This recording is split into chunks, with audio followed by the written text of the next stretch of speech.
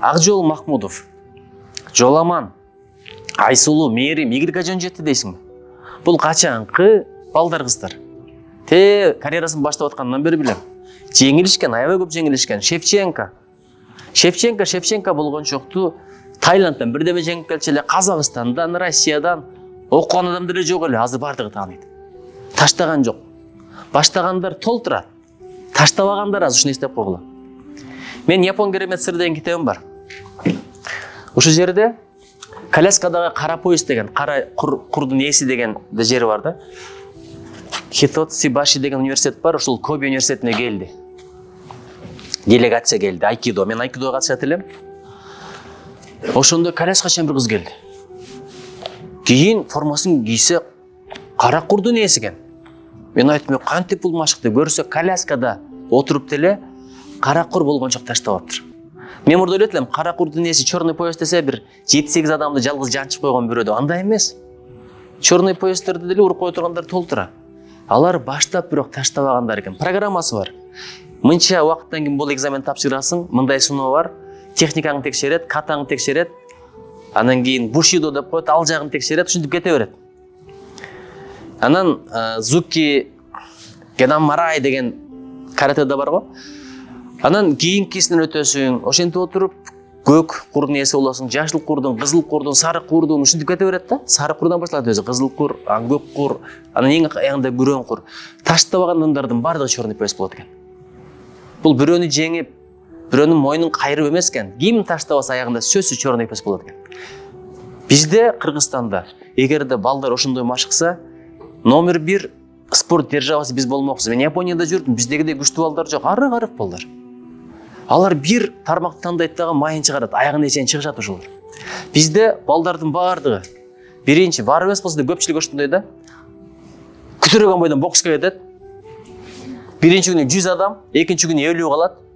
Үчүнчү күнү 30, ушинтип отуруп эң аягында баягы 100дөн 5 машыгып аткан болуп, калганы кеткен. Калганы жөн кетпейт, борьбага кетет. Анан каратеге кетет. Анан агам айткандай 5 жылдан кийин жалпак, талпак бойдон бүтүп кетет. Өзгөргөн эч ким жок. Ошон үчүн бир тармакты тандап алып майын чыгарган. Мен Акжол менен Жоламандын несине ыраазы болдум? ММАге кетип калбаганына ыраазы болдум. Булар ММАге кетсе деле мушташып жүрмөк, балким Хабибти жеңмек. Бирок бир тармакты алды, майын чыгарып атат. Силер дагы бир тармакты алгыла. Айтини тандадыңарбы, эми таштабагыла. Айти деген ушунчалык керек тармак. Бул кылымды мунсуз элестетүү мүмкүн эмес.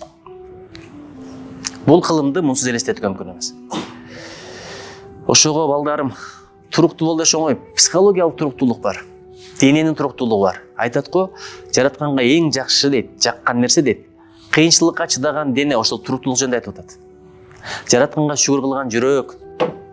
Бекерден тилек кылбайбыз, жараткан Алла тилимди зикирден айырба, акылымды пикирден айырба, жүрөгүмдү шүкүрдөн айырба деп. Намаз күн сайын башында бир айтып атпай, окуп тетран өмүр бою ушундай 5 мал окуй берем деп ойлонуп калдым дейт. Бирок ырахаты ошондо, туруктуулугунда.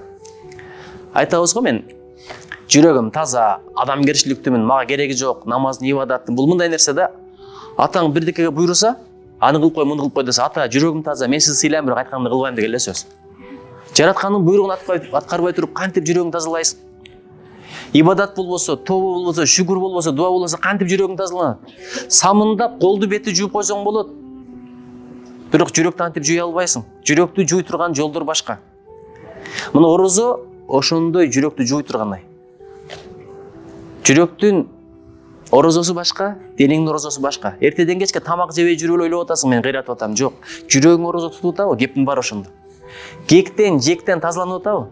Азыр денең шлактан, зыян заттардан тазаланып атат, Кудайга шүгүр. Орозо аябай денсаулыкка пайда. Биз көпчүлүгүбүз билбейбиз. Орозо туткандын айынан, орозо туткандын берекеси менен канча оорулардан жараткан сактап келатат, билбейбиз. Адам ушундай болот экен. Алла Таала бекер берген нерсенин кадырын билбейт экен. Мен лыжада февралдын аягында бутумду кичине кайрып алдым. Мурдагы кылган көнүгүүлөрүмдү азыр жасай албай атам. Ошондо түшүндүм, тизең сени көтөрүп жүрөт экен, өтө чоң милдети бар экен. Өтө чоң, ушуга да Кудайга шүгүр деп айтканбыз.